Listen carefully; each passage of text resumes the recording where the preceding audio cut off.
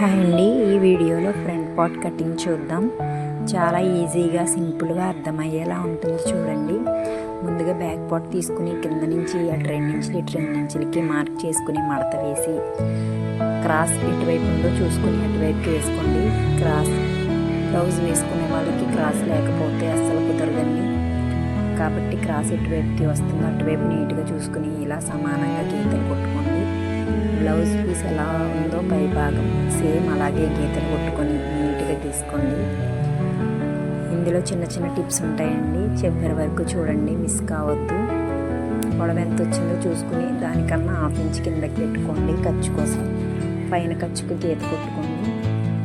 Front part ఎంత ఉందో చూసుకుని దానికన్నా కొంచెం పైకి గీసుకోండి. ఒరిజినల్ కుట్టిన తర్వాత అంతే వస్తుంది. ఫ్రంట్ మెడ ఎంత ఉందో దానికన్నా కొంచెం కిందకి పెట్టుకుని ఇక్కడి నుంచి 4.5 పెట్టండి.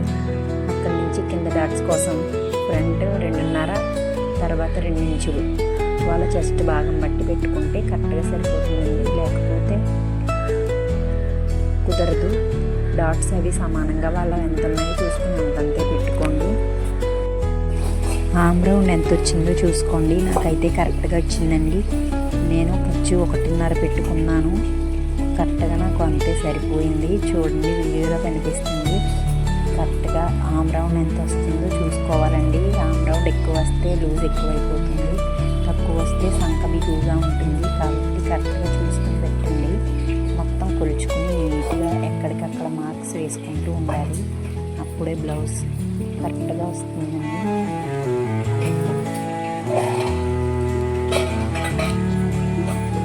తర్వాత ఖర్చు చూసుకుని ఎంత ఉందో కరెక్ట్గా గీతలు కొట్టుకోండి. కొట్టుకొని కింద లూజ్ చెక్ చేసుకోవాలండి. కింద సేమ్గా ఉందా చెక్ చేసుకుని తీసుకోవాలి. సైడ్కి మంచి డిస్టెన్స్ వచ్చిందండి. సేమ్ చూస్తాను.